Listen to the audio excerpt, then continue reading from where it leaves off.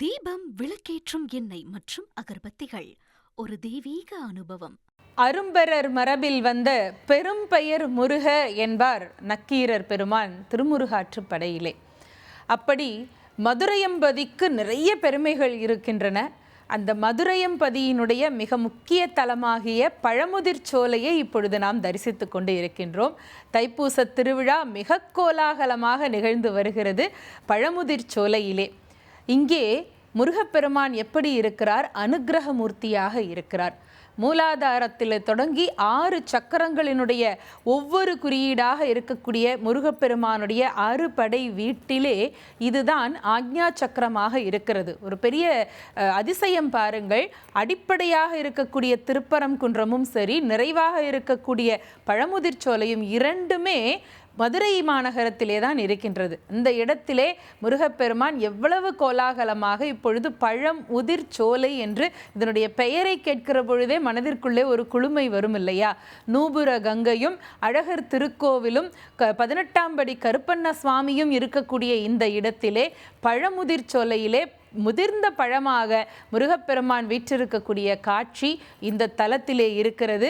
பக்தர்கள் மிக அற்புதமாக தங்களுடைய நேர்த்திக்கடனை எல்லாம் செலுத்தி முருகனுடைய தரிசனத்திற்காக காத்து கொண்டிருக்கக்கூடிய அந்த காட்சியை நாம் கண்டு கொண்டிருக்கின்றோம்.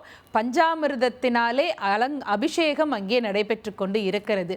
இந்த அபிஷேகங்களிலேயே மிக தனித்துவமான ஒரு அபிஷேகம் இந்த பஞ்சாமிர்த அபிஷேகம். தேனால் முருகனுக்கு அபிஷேகமும் செய்யப்பட்டு கொண்டு இருக்கின்றது. தேன் அபிஷேகத்திற்கு ஒரு பெரிய பலன், பால் அபிஷேகத்திற்கு ஆயுள் விருத்தி கிடைக்கும். அவனுடைய ஜோதி தரிசனமாக மிகப்பெரிய மகா தீபாராதனையும் நாம் பார்த்து கொண்டு இருக்கின்றோம். இதில் பஞ்சாமிர்தம் இது முருகனுக்கே உரித்தான தனிப்பட்ட ஒரு பிரசாதமாக இருக்கிறது. பஞ்சாமிர்தம் என்று சொன்னால் அதிலே குறிப்பாக வாழைப்பழம் சேர்க்கப்படும். விருப்பாட்சி பழம் என்று சொல்லுவார்கள். பழனி பக்கத்திலே எல்லாம் இந்த பழம் அதிகமாக விளையும். அந்த விருப்பாட்சி வாழைப்பழத்தை தான் பழனியிலே வைத்து தயாரிப்பது வழக்கமாக இருக்கிறது. வாழைப்பழம், திராட்சை, பேரீட்சை இந்த பழங்களோடு நாட்டு சர்க்கரை, தேன், நெய், பச்சை கற்பூரம் எல்லாவற்றையும் சேர்த்து கலந்து செய்யக்கூடிய பஞ்சாமிர்தம், அதனுடைய திருப்பெயர்லேயே இருக்கிறது இல்லையா, பஞ்சா அமிர்தம் என்று. இத்தனை இனிப்புகளையும் சேர்த்து அதில் ஒன்றாக சேர்த்தால் அது எப்படி இருக்கும்? திகட்டி அல்லவா போகும் என்று நாம் நினைக்கிறது உண்டு.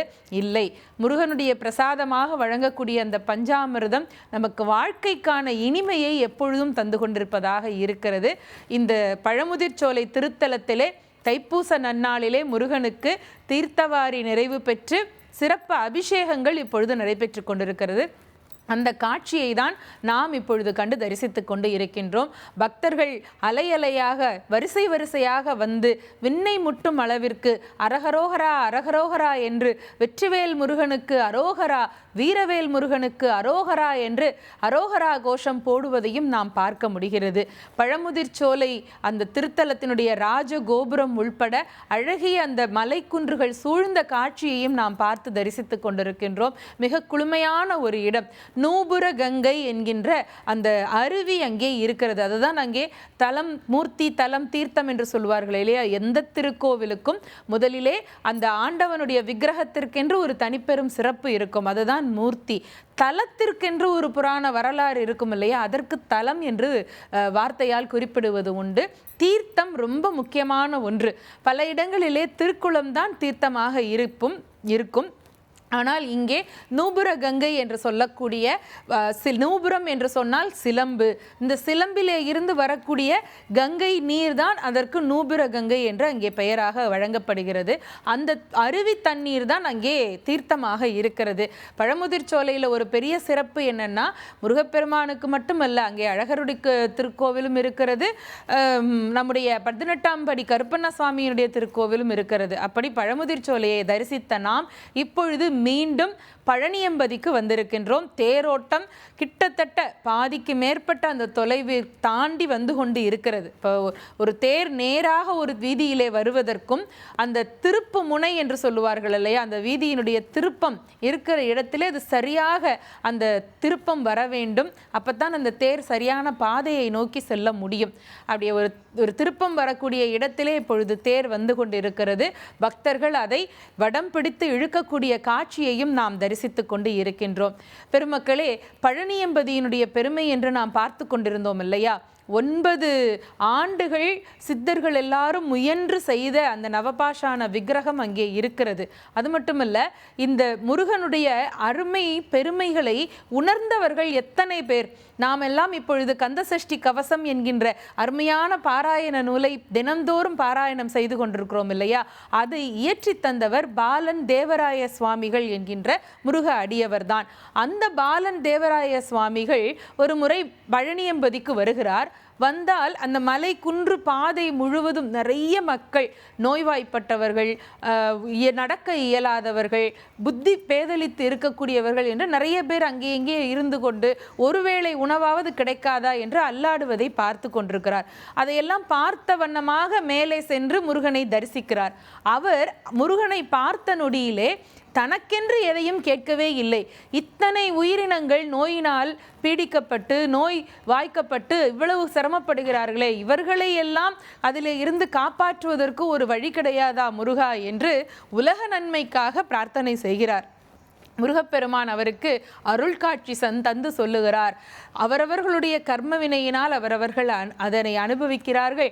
ஆனால் அதிலே இருந்து எல்லாரையும் மீட்டெடுக்க வேண்டும் என்று நினைக்கக்கூடிய உன்னுடைய மனதிற்காக சொல்லுகிறேன். எல்லாரையும் அந்த நோயிலே இருந்து காப்பாற்றக்கூடிய பாராயண நூலை நீ எழுது. ஏனென்றால் உனக்கு வாக்பலிதம் இருக்கிறது. ஒவ்வொருவருக்கும் ஒவ்வொரு விதமான திறமை உண்டு இல்லையா? ஒரு பெரிய ஸ்தபதி இருக்கிறார் என்றால் அவரால் ஒரு அழகான ஒரு திருக்கோவிலை உருவாக்கிவிட முடியும். ஒரு அற்புதமான கலை படித்த ஒரு சிற்பி இருக்கிறார் என்று சொன்னால் மிக நேர்த்தியாக ஒரு தெய்வ விக்கிரகத்தை அவரால் உருவாக்கிவிட முடியும். இப்படி ஒவ்வொருவருக்கும் ஒவ்வொரு கலை வாய்க்கப்பட்டிருக்கும். ஒரு சில கவிஞர்கள், புலவர்கள், எழுத்தாளர்கள் என்று இருந்தால் அந்த நுண்கலைகளிலே இதுவும் சேர்ந்ததாக தான் இருக்கும். உனக்கு தெரிந்தது தமிழ் பாடல்கள் இயற்றுவது தானே. அந்த பாடலும் அந்த பதிகமும் பாராயண நூலும் மற்றவர்களுடைய நோயை தீர்க்கும் வண்ணமாக அமைந்தால் அதுவே ஒரு பெரிய கைங்கரியம் தான் என்று முருகப்பெருமான் அருளியதனால் பாலன் தேவராய சுவாமிகள் இயற்றியதுதான் கந்தசஷ்டி கவசம். அந்த கந்தசஷ்டி கவசம் முருகனுடைய 6 படை வீடுகளுக்கும் தனித்தனியாக இயற்ற பட்டு இருக்கின்றது. இருந்தாலும் நாம் எல்லோரும் மிக பிரபலமாக தினமும் பாராயணம் செய்யக்கூடிய கந்தசஷ்டி கவசம் என்பது இங்கேதான் உருவானது. முருகனுடைய அந்த அனுகிரகத்தின் மூலமாக பாலன் தேவராய சுவாமிகள் இங்கேதான் எழுதினார். அதே போல பாம்பன் சுவாமிகளுடைய வாழ்க்கையிலே பழனியம்பதி முருகப்பெருமான் பழனி ஆண்டவன் நடத்திய திருவிளையாடல் மிக உன்னதமான ஒன்று. ஒரு முறை அப்பாவு என்ற இயற்பெயர் அவருக்கு, பாம்பன் சுவாமிகளுக்கு தன் தாய் தந்தையர் வைத்த பெயர் அப்பாவு என்பதுதான். அவர் ஒரு சிறு வயதிலே நண்பரிடம் விளையாட்டாக சொல்லுகிறார், நான் பழனிக்கு போய் முருகனை பார்க்க போகிறேன் என்று. முருகன் கனவிலே தோன்றிவிட்டார். யாரை கேட்டு நீ அப்படி சொன்னாய் என்று. இல்லை, முருகன் தான் வர சொன்னார் என்று வேறு அவர் நண்பரிடம் சொல்லி இருக்கிறார். முருகன் கோபித்து கொண்டான். நீ விருப்பப்பட்டு வருவதாக மட்டுமல்லவா சொல்ல வேண்டும், நான் அழைத்தேன் என்று எப்படி நீ பொய் சொல்ல போயிற்று என்று முருகன் அவரிடம் கோபித்து கொண்டு பிறகு நீ நான் சொன்னால்தான் வர வேண்டும் என்று பாம்பன் சுவாமிகளுக்கு கட்டளையிட்டிருக்கிறார். பெருமக்களே, பாம்பன் சுவாமிகளுக்கு பிறப்பன் வலசை என்ற திருத்தலத்திலே முருகனே வந்து காட்சி தந்தது என்பது நடந்த அதிசயத்திலே ஒன்று. ஒரு பக்கம் அகத்திய மாமுனிவர், ஒரு பக்கம் அருணகிரிநாதரோடு காட்சி தந்திருக்கிறார். ஆனால் முருகப்பெருமானுடைய கட்டளைக்கு பணிந்து கடைசி வரை பாம்பன் சுவாமிகள் பழனியம்பதிக்கு வரவே இல்லை. அப்பேற்பட்ட பழனியம்பதியிலே இப்பொழுது தேரோட்டம் மிக கோலாகலமாக நிறைவு பெறக்கூடிய அந்த தருவாயிலே இருக்கிறது. மக்கள் எல்லாரும் ஆனந்த கூத்தாடி கொண்டிருக்கக்கூடிய காட்சியை நாம் பார்த்து கொண்டிருக்கிறோம். எங்கள் தலைவன், எங்கள் முருகன், எங்கள் கந்த கடவுள், எல்லோரையும் காக்கக்கூடிய அந்த குகப்பெருமான் இதோ வந்து கொண்டிருக்கிறான் என்று முருகனை பார்த்து குதூகலித்து கொண்டு இருக்கின்றார். இந்த மகிழ்ச்சியிலும் குதூகலத்திலும் நாமும் தொடர்ந்து பயணிப்போம். தீபம், விளக்கேற்றும் எண்ணெய் மற்றும் அகர்பத்திகள் ஒரு தெய்வீக அனுபவம்.